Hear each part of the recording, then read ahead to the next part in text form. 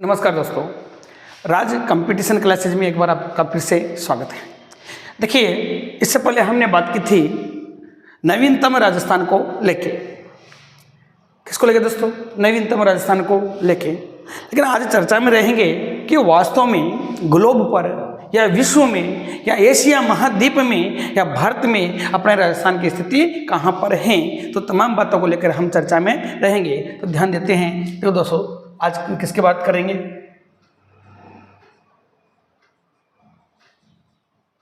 राजस्थान का भूगोल।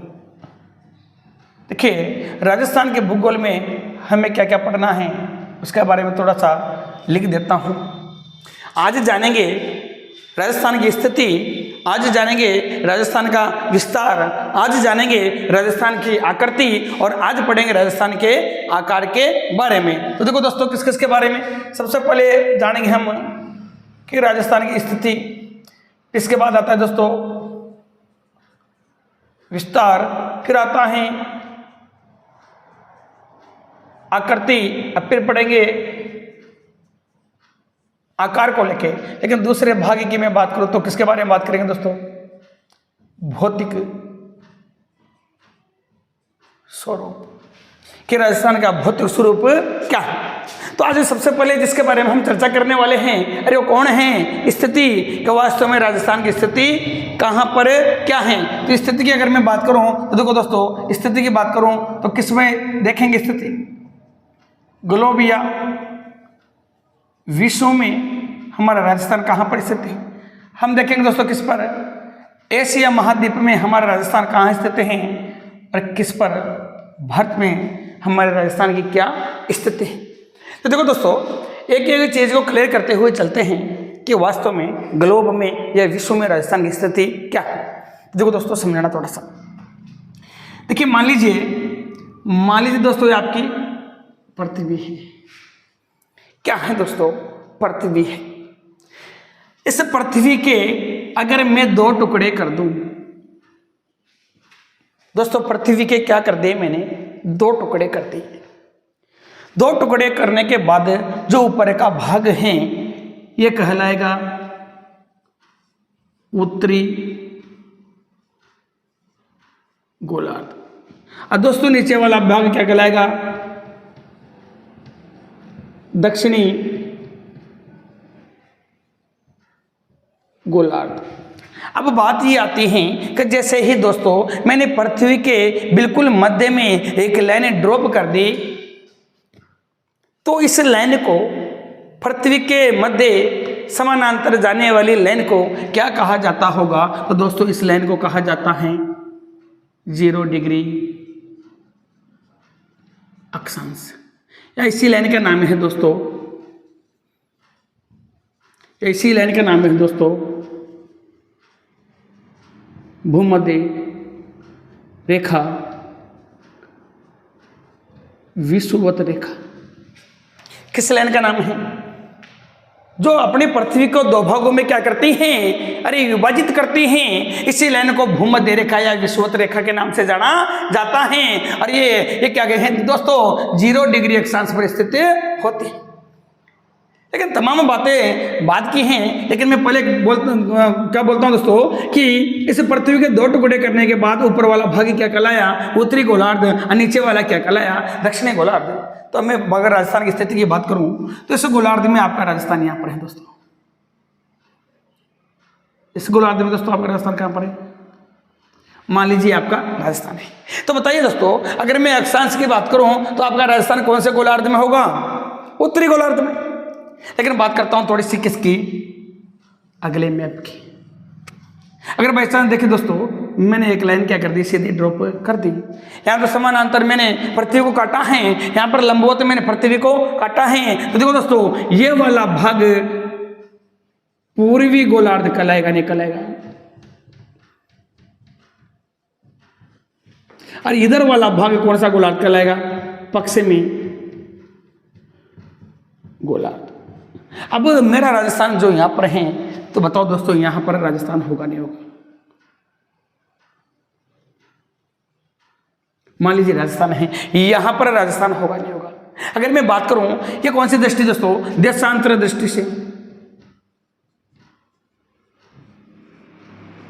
0 डिग्री देशांतर से मैंने ये लाइन ड्रॉप कर दी। तो देशांतर दृष्टि से तो अरे राजस्थान कौन से गोलार्ध में है, पूर्वी गोलार्ध में, और अक्षांश दृष्टि से राजस्थान कौन से गोलार्ध में है, कौन से गोलार्ध में दोस्तों बताइए, उत्तरी गोलार्ध में। तो देखो दोस्तों अगर इसी मैप पर मैं क्या खींच देता हूं, अक्षांश खींच देता हूं, ये क्या है, देशांतर है, ये ऊपर वाला देखो कौन है, उत्तर, इधर कौन है दोस्तों, पूर्व। तो अगर मैं विश्व की बात करूं या पृथ्वी की बात करूं तो आपका राजस्थान कौन से गोलार्ध में आता है, तो मैं कह सकता हूं दोस्तों उत्तर पूर्वी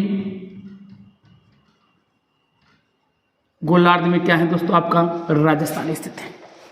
अच्छा इसमें ना बेटा दोस्तों बात क्या करना चाहता हूँ, अगर मैं पृथ्वी को अक्षांश दृष्टि से 2 भागों में बांटूं तो ऊपर वाला भाग क्या कहलाता है, उत्तरी गोलार्ध, और नीचे वाला भाग दक्षिणी गोलार्ध। अगर इसको देशांतर दृष्टि से बांटूं तो सिंपल सी बात है, इधर आता है पश्चिमी गोलार्ध, इधर आता है पूर्वी गोलार्ध। लेकिन मैंने कहा कि राजस्थान यहाँ पर है, इसका मतलब राजस्थान यहाँ पर है। अगर इस मैप में देखो देशांतर दृष्टि से मैंने बांट दिया तो ये पूर्वी गोलार्ध था, अरे कौन सा गोलार्ध था, उत्तरी गोलार्ध। तो इस मैप में देखो दोस्तों आपका राजस्थान पूर्व में है नहीं, इस मैप में कहाँ है, उत्तर में है। तो मैं कह सकता हूं कि विश्व या ग्लोब में मेरे राजस्थान की स्थिति क्या होगी, उत्तर पूर्वी गोलार्ध होगी। कौन सी गोलार्ध होगी दोस्तों, उत्तर पूर्वी गोलार्ध होगी। यहाँ पर बात राजस्थान की जाए या भारत की जाए, दोनों का आंसर क्या होगा दोस्तों, सेम ही होगा। क्यों, क्योंकि भारत के अंदर ही क्या स्थिति है, राजस्थान स्थित है। या तो कंडीशन होगी कौन सी दोस्तों, ग्लोब या विश्व में किसकी स्थिति दोस्तों, राजस्थान की स्थिति। बात किसके कर ले दूसरे नंबर पे दोस्तों, एशिया की बात की, किसके कर लेते हैं दोस्तों, एशिया की बातें कर लेते हैं। तो देखो दोस्तों ध्यान देना थोड़ा सा, मैं एशिया का मैप बनाने की कोशिश करता हूं। देखिए दोस्तों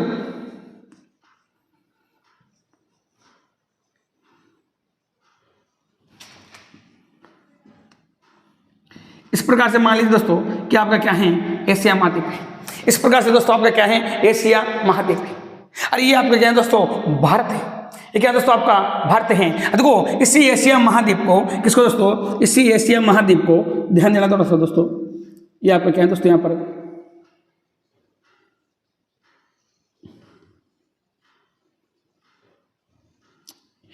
क्या है दोस्तों, आपका भारत है। ऐसे मान के चलिए ये दोस्तों आपका क्या है, भारत है, ये आपका भारत है। अगर मैं इस एशिया महाद्वीप में देशांतर और किस में बांट दूं दोस्तों, अक्षांश में बांट दूं।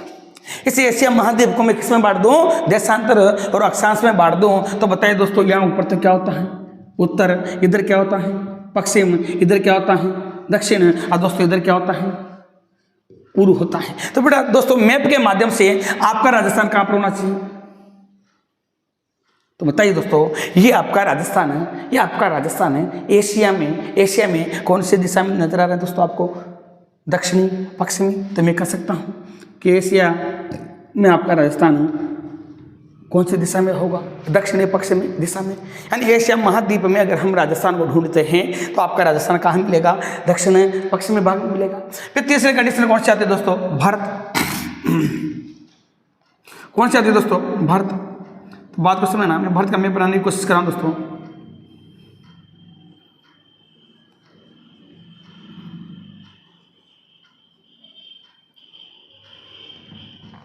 ये आपका भारत है। देखिए अपन अगर भारत में राजस्थान की स्थिति क्या होगी और क्या नहीं होगी, सभी बातों की तो सभी तमाम चीज़ों की बातें करते हैं। देखिए अगर मैं भारत को कितने भागों में, तो देशांतर स्थिति में बांट दूँ, और इससे भारत को मैं किस में बांट दूँ दोस्तों, अक्षांश में बांट दूँ। ये तो क्या हो गया उत्तर, ये क्या हो गया पश्चिम, ये क्या हो गया दक्षिण, और ये क्या है दोस्तों, सॉरी ये पूर्व, और ये क्या हो गया दोस्तों पश्चिम। अब आप ही बताइए कि आपका राजस्थान भारत में कहाँ पर स्थित है। तो दोस्तों हम जानते हैं कि आपका राजस्थान भारत में यहाँ पर आता है। तो ये दिशा कौन सी है, उत्तर पश्चिम।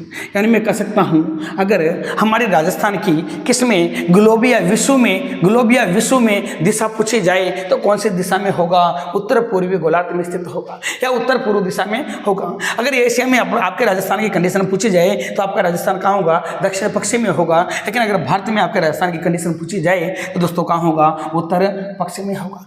अब मैं बात करता हूँ, क्या ध्यान देने वाली बात है कि भारत में तो उत्तर पश्चिम में है, ग्लोब या विश्व में उत्तर पूर्व में है, और बेटा ध्यान देना एशिया में कहाँ है? दक्षिण पश्चिम में है। तो बताइए कौन सी दिशा बची?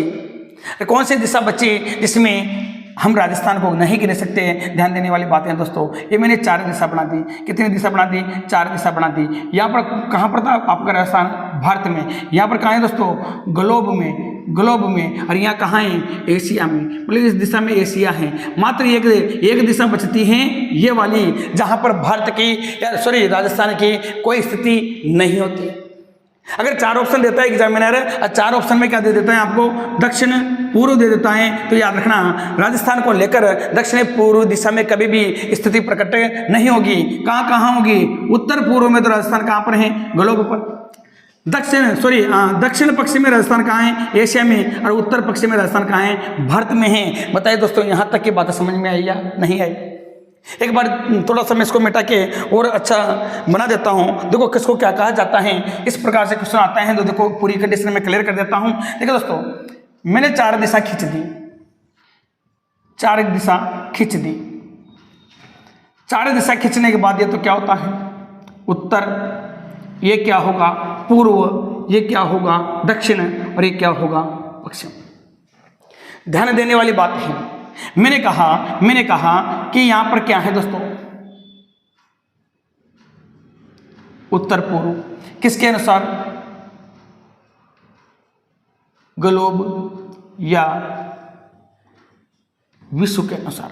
लेकिन बहुत से बार क्या होता है दोस्तों, कई एग्जामिनर उत्तर पूर्व नहीं देकर एक इस दिशा का नाम है दोस्तों, इस दिशा का नाम क्या है? ईशान दे देता है कि राजस्थान विश्व या ग्लोब में कौन सी दिशा में स्थित है। तो दोस्तों उत्तर पूर्व को क्या कहा जाता है? ईशान कहा जाता है। फिर बात करो दोस्तों, मैं किसकी बात कर लेता हूं दोस्तों? भारत की। तो देखो दोस्तों, ये कौन सी दिशा हो गई?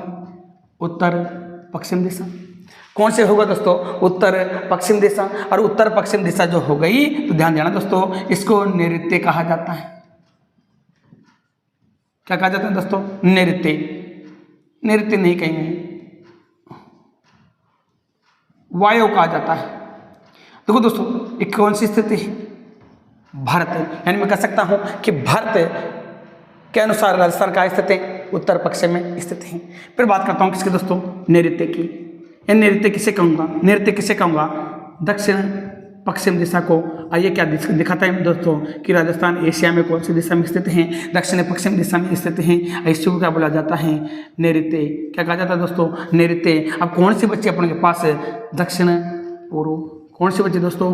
दक्षिण पूर्व। और दक्षिण पूर्व को कहा जाता है दोस्तों? आग्नेय। क्या कहा जाता है? आग्नेय। यानी मैं कह सकता हूँ या तो दक्षिणी पूर्व आपको याद रखनी है या आग्नेय आपको याद रखनी है, क्योंकि दक्षिणी पूर्व और आग्नेय में राजस्थान की किसी भी प्रकार की कोई दिशा का वर्णन नहीं है। अगर आप लोगों से पूछा जाए क्या ग्लोब या विश्व में, तो आंसर क्या दोगे? उत्तर पूर्व या ईशान। आप लोगों से पूछा जाए कि भारत में राजस्थान की स्थिति क्या होगी, तो उत्तर पश्चिम या वायव्य। तो ध्यान देना। और देखो एशिया में पूछा जाए तो दक्षिणी पश्चिम या नैऋत्य इसको कहा जाता है। क्योंकि ये सारी बात मैंने किसके बारे में की दोस्तों? मात्र राजस्थान की स्थिति के बारे में। किसके बारे में दोस्तों? मात्र राजस्थान की स्थिति के बारे में। देखो दोस्तों, अगर यहाँ तक की बात आपको समझ में आई है तो यहाँ तक आप एक बार स्क्रीनशॉट लीजिए।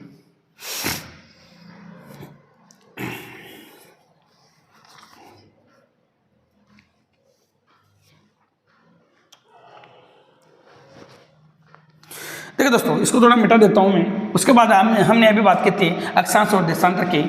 तो बहुत से बच्चों को पता ही नहीं होता कि अक्षांश क्या होते हैं और देशांतर क्या होते हैं। तो थोड़ा सा अक्षांश और देशांतर को लेकर भी चर्चा कर लेते हैं। देखिए दोस्तों,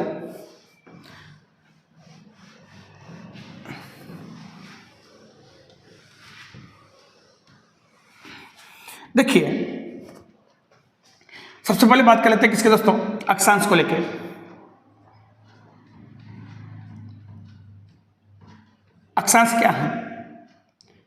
परिभाषा आ जाए कि अक्षांश क्या है। तो देखो दोस्तों, मैं थोड़ा सा चित्र बना देता हूं। पहले क्या बना देता हूं, थोड़ा सा चित्र बना देता हूं। देखो दोस्तों, ये क्या है, आपकी पृथ्वी है। अब पृथ्वी पे बिल्कुल मध्य में एक रेखा खींची जाती है, इसको दोस्तों क्या कहा जाता है, भूमध्य रेखा। या मैं कह सकता हूं, इसको बोलते हैं दोस्तों 0 डिग्री अक्षांश। क्या कहा जाता है दोस्तों, 0 डिग्री अक्षांश। देखो, पृथ्वी के उत्तरी भाग पे एक ध्रुव है और दक्षिणी भाग में भी एक ध्रुव है। इस उत्तरी भाग के ध्रुव को उत्तरी ध्रुव कहा जाता है, जो कितने डिग्री पर स्थित है दोस्तों, 90 डिग्री पर। फिर मैं बात करूं दक्षिणी भाग के ध्रुव को, दक्षिणी ध्रुव कहा जाता है, जो भी कितने डिग्री पर है, 90 डिग्री पर। इसका मतलब ये है कि अगर मैं इस पृथ्वी पर इस प्रकार के समानांतर लाइन खींचता चलूं तो मुझे कितने लाइन खींचनी पड़ेगी ऊपर दोस्तों, 90 लाइन ड्रॉप करनी पड़ेगी। अगर मैं 0 डिग्री से नीचे भी अगर मैं कहाँ चलूँ दोस्तों, 90 तक चलूँ, तो मुझे नीचे भी कितने लाइन ड्रॉप करनी पड़ेगी दोस्तों, 90 लाइन ड्रॉप करनी पड़ेगी। इसका मतलब क्या है, परिभाषा क्या कहती है। देखो, ये कौन सा ध्रुव है, उत्तरी ध्रुव।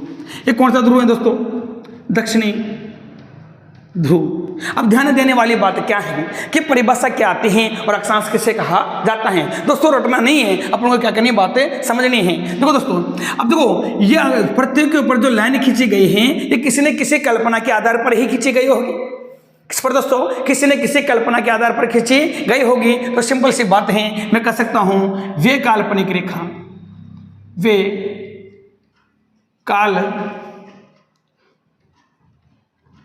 काल्पनिक रेखा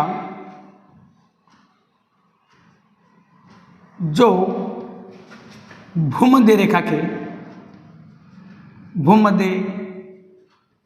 के समानांतर खींची जाती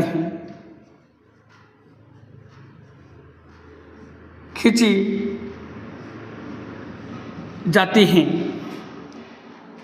तथा जो उत्तर से दक्षिण की कोणात्मक दूरी दर्शाते हैं, कोणात्मक दूरी दर्शाते हैं, अक्षांश कहलाते हैं। अक्षांश कहलाती हैं। तो दोस्तों, सोचने वाली बात है। देखो, क्या कहा मैंने, देखो, वे काल्पनिक रेखा, देखो ये कौन सी रेखा है दोस्तों, भूमध्य रेखा। मैं कह सकता हूं वे काल्पनिक रेखा जो भूमध्य रेखा के समानांतर, दोस्तों समानांतर का मतलब होता है बिल्कुल इसी प्रकार खींचना। इसके समानांतर ही रेखा होगा, क्या कहते हैं दोस्तों, खींचते चले जाना। यही रेखा क्या कहलाती है दोस्तों, बताइए मुझे, समानांतर रेखा कहलाती है। जो कहाँ तक जाएगी, 90 डिग्री तक। ऐसे भी कहाँ जाएगी दोस्तों, 90 डिग्री तक। चाहो तो मैं फुल लाइन ड्रॉप कर देता हूँ उसको। इस प्रकार से कहाँ तक चलेंगे दोस्तों, 90 डिग्री तक चलेंगे। कहाँ तक चलना है दोस्तों, आप लोगों को 90 डिग्री तक चलना है। ऐसी रेखा ही क्या कहलाती है दोस्तों, समानांतर रेखा कहलाती है, जो भूमध्य रेखा के समांतर खींची जाती है। तो दोस्तों, यहाँ से क्वेश्चन आएगा, तो देखो यहाँ से मैं कहाँ तक गया, 90 डिग्री तक, और यहाँ से कहाँ तक जाऊँगा, 90 डिग्री तक। तो पहला क्वेश्चन ही पूछ लिया जाता है कि ग्लोब में अक्षांशों की संख्या कितनी होती है। किसमें दोस्तों, ग्लोब या विश्व में अगर अक्षांशों की क्या पूछी जाए दोस्तों, संख्या। ये मैं कह दूँ कुल अक्षांश।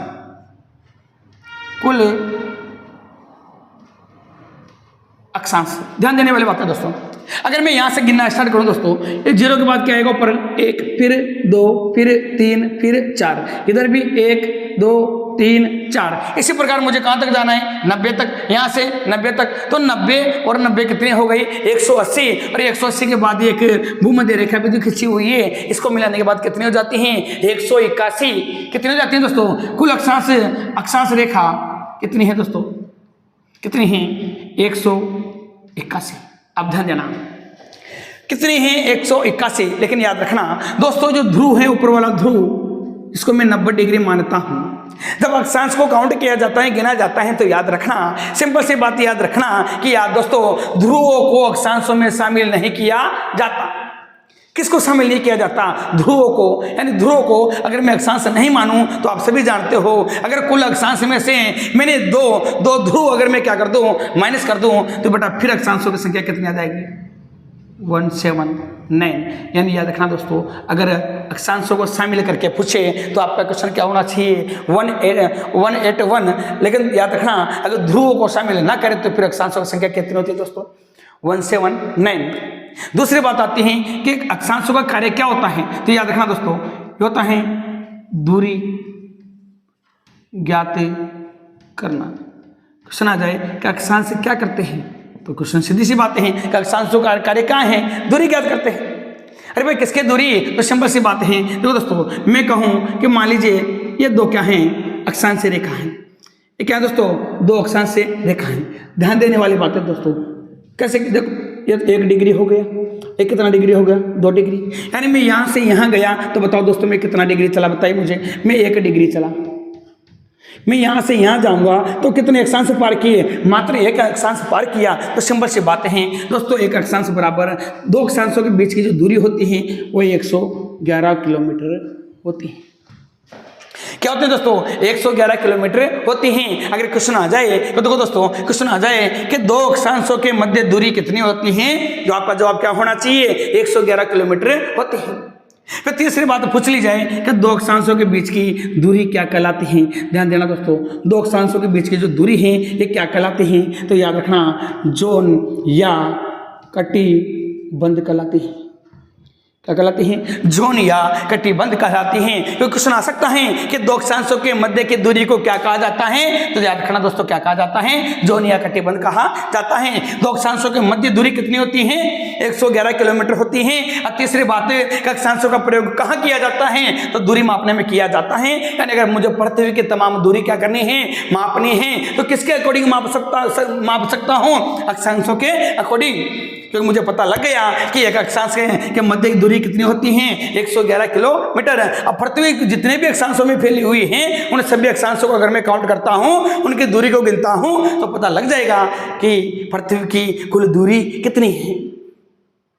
तो अगला क्वेश्चन हो गया, क्या हो गया दोस्तों कि 2 अक्षांशों के मध्य दूरी को क्या कहा जाता है, क्या कहा जाता है, जोन या कटिबंध कहा जाता है।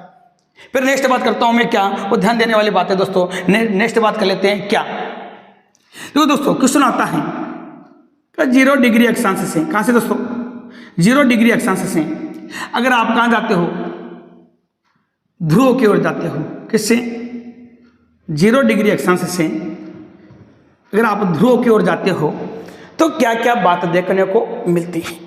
तो ध्यान देना दोस्तों, मैं कह दूं 0 डिग्री अक्षांश से ध्रुव की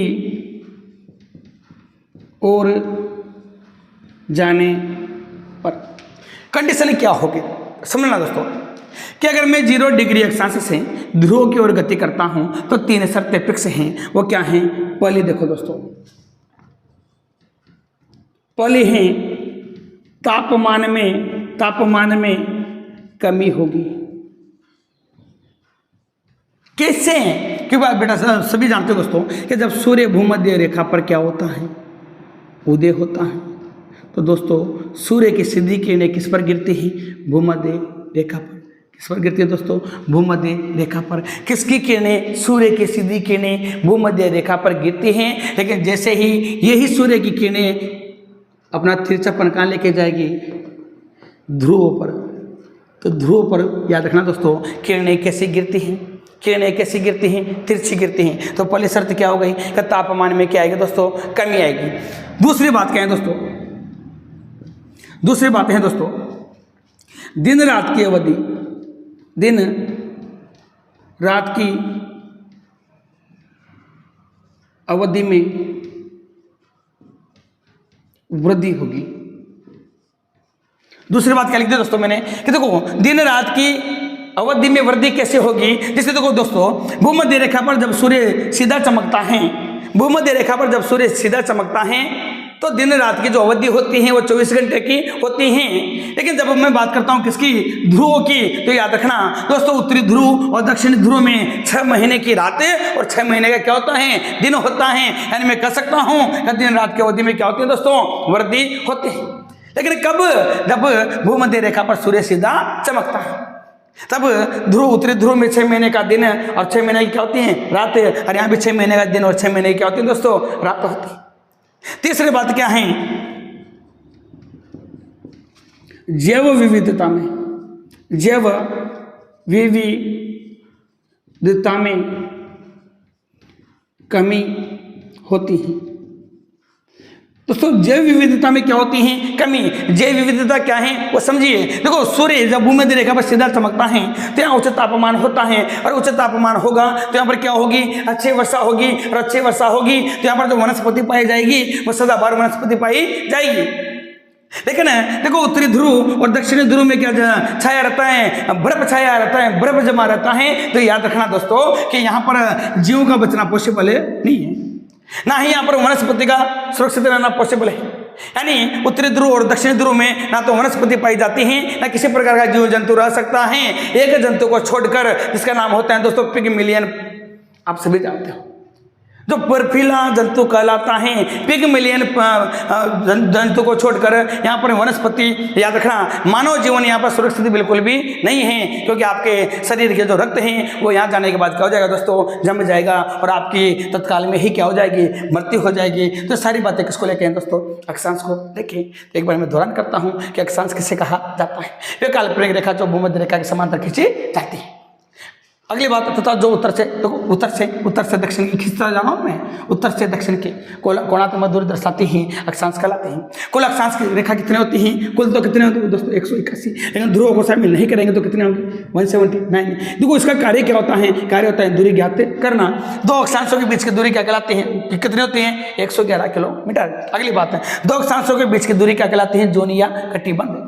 क्या कहलाते हैं दोस्तों, जोनिया कटिबंध। देखो अक्षांश से ध्रुव की ओर जाने पर क्या क्या बातें सामने आती हैं कि तापमान में क्या होगी कमी, क्योंकि भूमध्य रेखा पर सूर्य सीधा चमकता है तो तापमान क्या होता है अधिक होता है, लेकिन ध्रुव पर जो किरणें हैं वो तिरछी जाएगी तो यहाँ पर क्या होगी दोस्तों, तापमान में कमी होगी।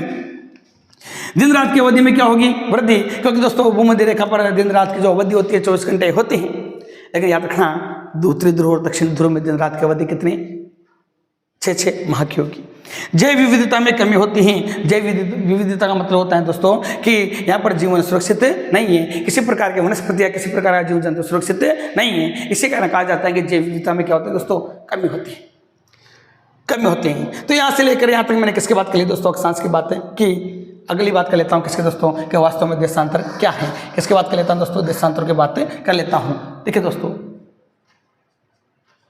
देशांतर क्या होता है, देशांतर ध्यान देना दोस्तों, बड़ी भाषा। पहले मैं थोड़ा सा क्या बना दूँ दोस्तों, चित्र बना देता हूँ। ऐसा करता हूँ थोड़ा चित्र बना देता हूँ।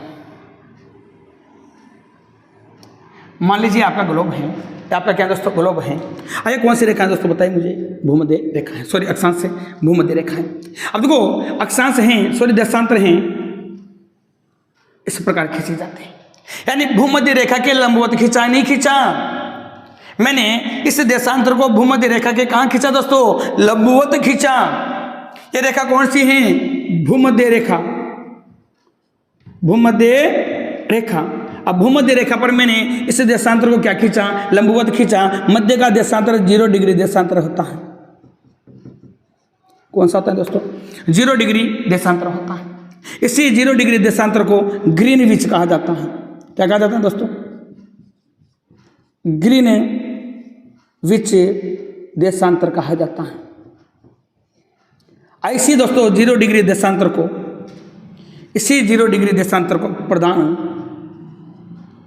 प्रधान मध्याह्न रेखा भी कहा जाता है। देखो मैंने देशांतर के बारे में क्या कहा कि जो ग्लोब के ऊपर खींची गई है 0 डिग्री देशांतर, इसी को ग्रीनविच रेखा के नाम से जाना जाता है। दूसरी बात क्या है कि प्रधान मध्याह्न रेखा भी इसी को कहा जाता है, क्योंकि देखो दोस्तों ये भूमध्य रेखा है, भूमध्य की रेखा की क्या खींची गई है, लंबवत खींची गई। अब लंबवत खींचेंगे तो किस प्रकार से खींचेंगे दोस्तों, इस प्रकार से।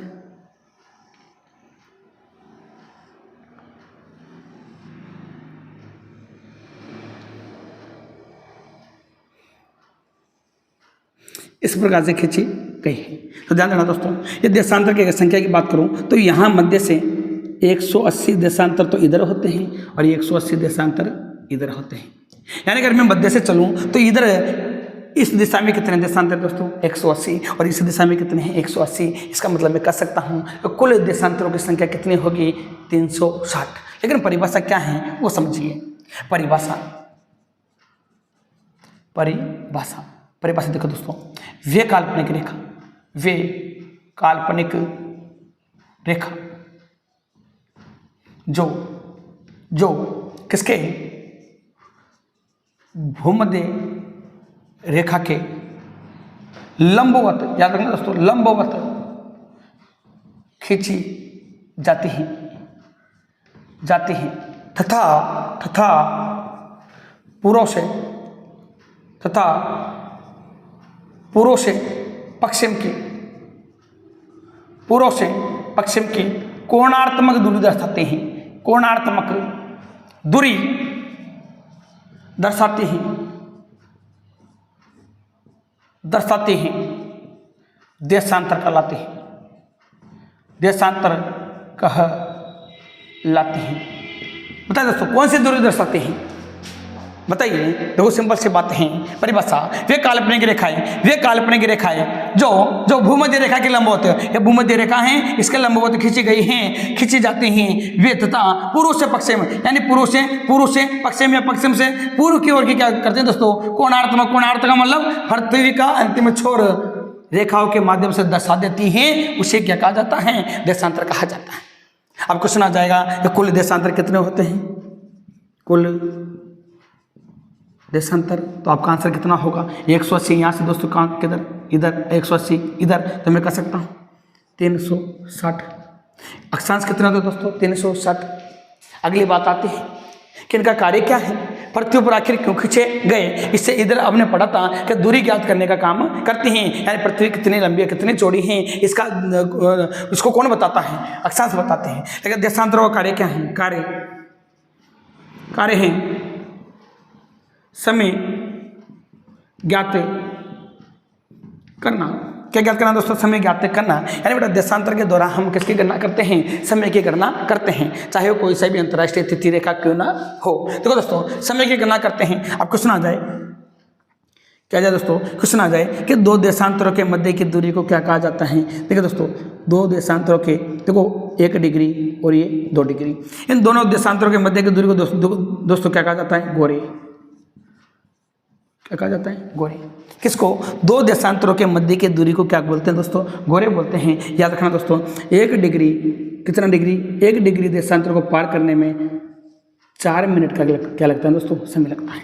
अगर आप लोगों से पूछ लिया जाए क्या मुझे भारत के इस पृथ्वी के इस पॉइंट से मुझे इस पॉइंट पर जाना है, इस पॉइंट से मुझे इस पॉइंट पर जाना है या पृथ्वी का 1 चक्कर पूरा लगाना है, तो आपको कुछ नहीं करना दोस्तों। अगर आप 360 जो देशांतर हैं, एक देशांतर को पार करते हो तो आपको कितना मिनट समय लगेगा, 4 मिनट का। इसका मतलब आपको अगर यदि याद रखना दोस्तों, अगर आपको 360 देशांतरों को पार करना है, 360 देशांतरों को पार करना है तो 360 को किससे गुणा कर दोगे, 4 से मल्टीप्लाई कर देना, तो क्या निकल जाएगा दोस्तों, समय निकल जाएगा। क्योंकि हमें पता है कि एक देशांतर को पार करने में कितना समय लगा, 4 मिनट, तो 336 देशांतर को पार करने में कितना समय लगेगा। तो सिंपल सी बातें हैं, आपको आपका आंसर प्राप्त हो जाएगा। इसके अलावा मैं बात करता हूं दोस्तों, मैंने कहा कि कुल देशांतरों की संख्या कितनी है, 360। दूसरी बात कार्य क्या है, समय ज्ञात करना, किसका, देशांतरों का। अगली बात क्या है कि दो देशांतरों के मध्य की दूरी को क्या बोलते हैं, गोरे। यानी 1 डिग्री देशांतर बराबर कितना मिनट होता है, 4 मिनट। क्योंकि मिनट क्यों आया, क्योंकि देखो देशांतर का मेन उद्देश्य ही क्या है, समय की गणना करना। क्योंकि आप सभी को पता है दोस्तों, भारत और विश्व के समय की गणना भी किसके द्वारा होती है, अंतर्राष्ट्रीय तिथि रेखा के द्वारा या मानक समय रेखा के द्वारा। लेकिन किसके द्वारा की जाती है, देशांतरों का अध्ययन करने के बाद ही की जाती है। अगर दोस्तों आपको यहाँ तक बात समझ में आई तो थोड़ा सा इसका स्क्रीनशॉट लीजिए, उसके बाद मैं बताता हूँ कि अंतर्राष्ट्रीय समय रेखा कैसे निकालते हैं।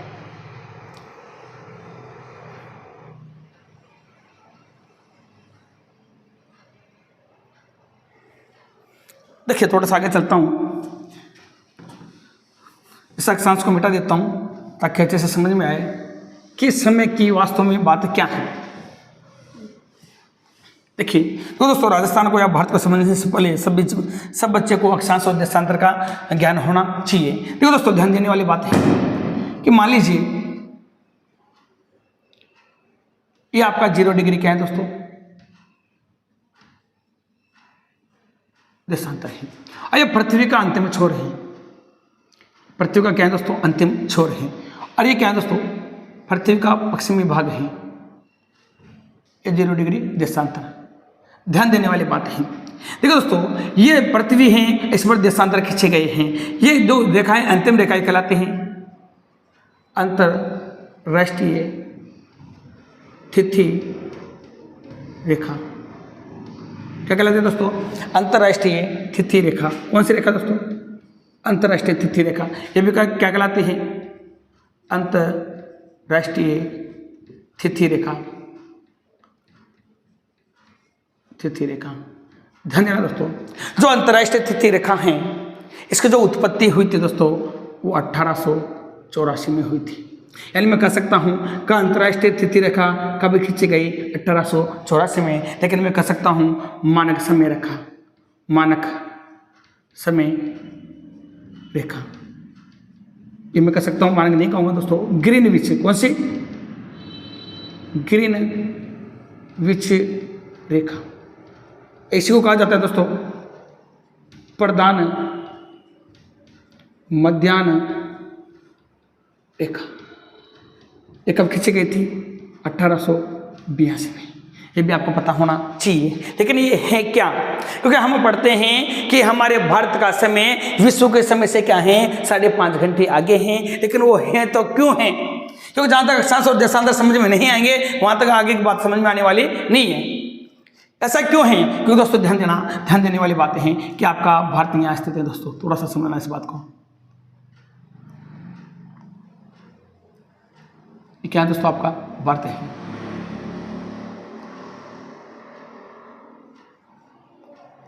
देखो दोस्तों, ध्यान देना, ये आपका भारत है। अब देखो भारत है, तो भारत से आपको पता हो तो एक रेखा गुजरती है, भारत से एक रेखा गुजरती है। कितने डिग्री देशांतर से गुजरता है, 82.5 डिग्री देशांतर।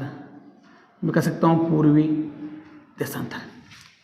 भारत से देशांतर रेखा गुजरती है, कितने डिग्री से गुजरती है, 82.5 डिग्री पूर्वी देशांतर से गुजरती है।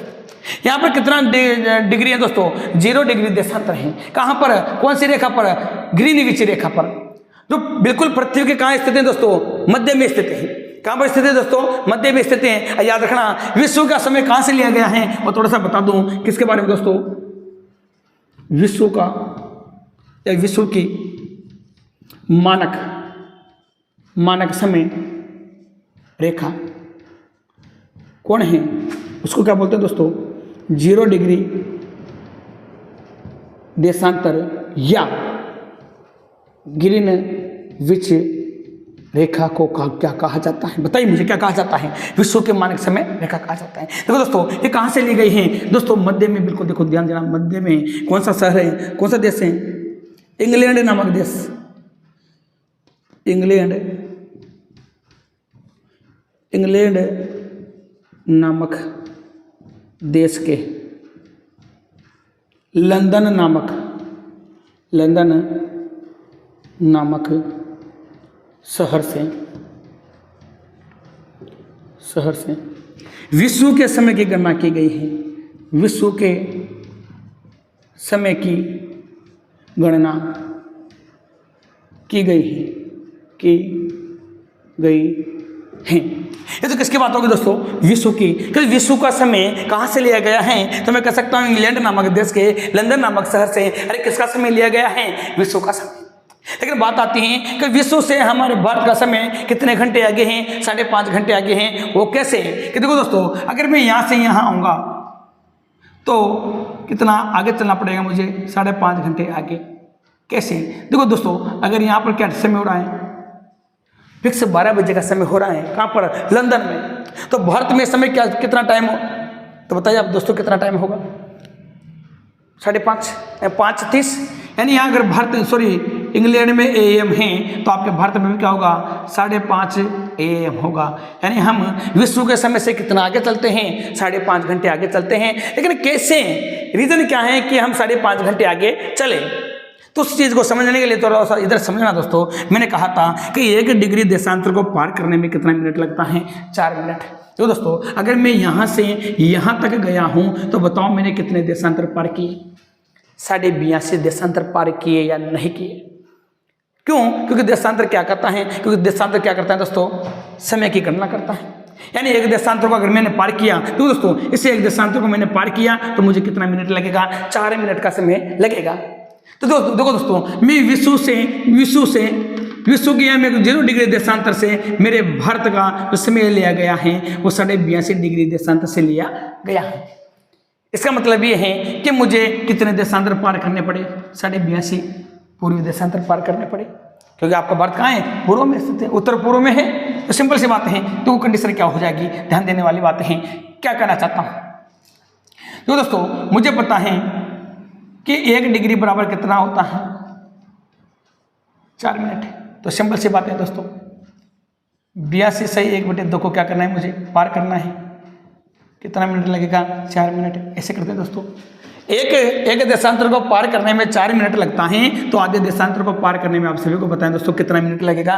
2 मिनट। ये बात तो क्लियर समझ में आ गई होगी। तो देखो 82 डिग्री देशांतर को पार करने में कितना लगेगा वो निकाल लेते हैं। 82 × 4 कितना हो जाएगा दोस्तों? 328 मिनट। अब देखो आधा डिग्री को पार करने में 2 मिनट भी तो लगते हैं ना अपनों। टोटल कितने हो गए? 330 मिनट। यानी मैं कह सकता हूं कि यहां से यहां आने में मुझे जो समय लगा वो कितना लगा? 330 मिनट लगा। अगर इसे 330 मिनट को दोस्तों में घंटे में या हावर में बदल देता हूं तो देखो दोस्तों कितना आता है। किसी भी मिनट को हावर में बदलने के लिए किसका भाग दिया जाता है? 60 का भाग दिया जाता है। 0 से 0, 5 छंग 30। अब 3 में 6 का भाग नहीं जाता, तो देखो 3 से क्या काट दूंगा? 6 को 1/2 बार, तो मैं कह सकता हूँ कितना आया? 5.5 घंटे। कितने घंटे आएंगे दोस्तों? 5.5 घंटे। तो कह सकते हैं कि विश्व के समय से भारत का समय क्या है दोस्तों? 5.5 घंटे आगे चलता है। ये बात किसको समझ में नहीं आई? अगर दोस्तों ये बात समझ में आ गई तो मैं यहाँ लिख देता हूँ कि भारत का मानक समय कहाँ से लिया गया है? 82.5 डिग्री पूर्वी देशांतर से लिया गया है। अब कौन से गांव से, कौन से शहर से, तो मैं किसकी बात कर लेता हूँ दोस्तों? क्योंकि राजस्थान की बात करेंगे दोस्तों, क्योंकि इसी के संबंध में राजस्थान की बात करेंगे, तो मैं कह सकता हूँ भारत का मानक समय कहाँ से? 82.5 डिग्री पूर्वी देशांतर से। तो 82.5 डिग्री पूर्वी देशांतर से लिया है, लेकिन याद रखना कहाँ से? कि इलाहाबाद का नाम चेंज हो गया दोस्तों। क्या हो गया? प्रयागराज के नैनी नामक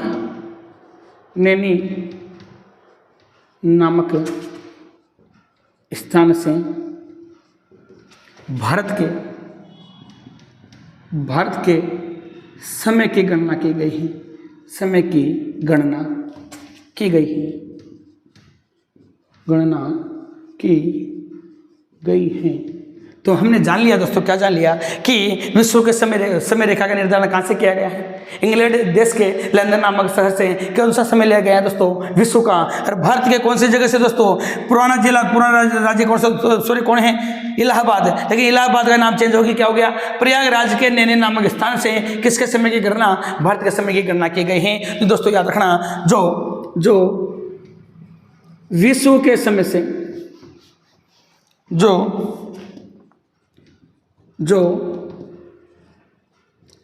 विश्व के समय से 5.5 घंटे आगे। किसके समय से दोस्तों? जो विश्व के समय से 5.5 घंटे क्या है दोस्तों? आगे हैं। बताइए दोस्तों यहां तक की बात समझ में आई या नहीं?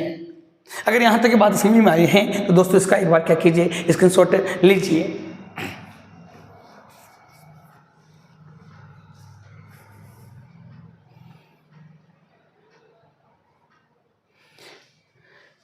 देखिए दोस्तों, अगर यही क्वेश्चन हमारे राजस्थान के संदर्भ में पूछ लिया जाए, किसके संदर्भ में दोस्तों? राजस्थान के संदर्भ में पूछ लिया जाए या किसी भी प्रकार से पूछ ले तो एक क्वेश्चन बना देता हूँ। फिर राजस्थान के संबंध में भी इस प्रकार के क्वेश्चन पढ़ेंगे। देखो दोस्तों कैसे? यदि 70 डिग्री पूर्वी देशांतर से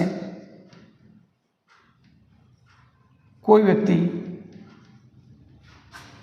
70 डिग्री पूर्व देशांतर से कोई व्यक्ति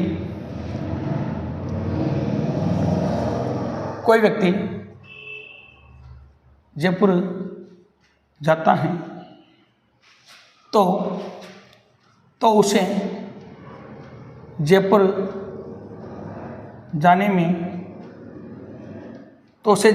में 60 मिनट का समय लगता है। तो जयपुर कौन से अक्षांश में, कौन से देशांतर में स्थित है। तो दोस्तों बहुत अच्छी बातें हैं, जयपुर मायने नहीं है, बस आपको समझना है कि सवाल पेपर में किस प्रकार से आ सकते हैं। देखो सवाल क्या दिया कि यदि 70 डिग्री पूर्व देशांतर से, मान लीजिए ये 70 डिग्री है, कितना डिग्री दोस्तों, 70 डिग्री से आपको कहाँ जाना है, कोई स्थान है दोस्तों जिसका नाम क्या है, जयपुर। ये जयपुर जाना है, कहाँ जाना है, यहाँ 70 डिग्री से जयपुर जाना है। तो आपको जयपुर जाने में कितना मिनट लगा, 40 मिनट लगते हैं। अब 40 मिनट बाद आप कहाँ पहुँच जाते हैं दोस्तों, जयपुर पहुँच जाते हैं। तो सवाल ये कहता है कि जो जयपुर नामक शहर है जहाँ आप 60 मिनट में पहुँच गए, ये जयपुर कौन से देशांतर में स्थित होगा। तो सिंपल सी बात है, जिस बच्चे को ये पता है कि एक देशांतर को कितने को दोस्तों, एक देशांतर को पार करने में कितना समय लगता है, 4 मिनट का। तो दोस्तों सामने वाला व्यक्ति कितना चला, 60 मिनट चला, और हम जानते हैं कि 4 मिनट में कितने देशांतर को पार किया जाता है, 1 को। तो दोस्तों 4 का भाग अगर मैं किस में दे देता हूँ, क्योंकि यहाँ ऊपर लिख देता हूँ, क्या लिख दूँ दोस्तों, 1 डिग्री बराबर कितना होता है, 4 मिनट होते नहीं। तो दोस्तों तो सिंपल सी बात है, अपन को क्या निकालनी है, डिग्री बराबर क्या कर दो दोस्तों में 60, यानी कोई व्यक्ति कितना चला, 60 मिनट। तो सिंपल सी बात है, क्या करिए दोस्तों कि 60 में किसका भाग दे दें, 4 का। कितने बार जाएगा, 1 चौका 4, कितने बच्चे 2, कितने हो गए 20, 5 चौका 20। ये दोस्तों कितना डिग्री आगे बढ़ गया सामने वाला, यानी 60 मिनट चलो तो यानी कितना डिग्री पार किया मैंने, कितने देशांतरों को पार किया, 15 देशांतर मैंने पार कर लिए। चलना कहाँ से शुरू किया दोस्तों, 70 से क्या जोड़ दूंगा दोस्तों, 15। अगर दोस्तों 70 डिग्री में क्या जोड़ दिया जाए, 15 जोड़ दूं, तो सिंपल सी बातें हैं दोस्तों, जयपुर कौन से देशांतर में स्थित होगा, 85 डिग्री देशांतर में स्थित होगा। बताओ दोस्तों, यहाँ तक की बात समझ में आई नहीं है। अगर दोस्तों आपको यहाँ तक की बातें समझ में आ चुकी हैं तो नेक्स्ट बात करेंगे नेक्स्ट वीडियो में। तो दोस्तों लाइक सब्सक्राइबर बढ़ाना ना भूले। थैंक यू, धन्यवाद।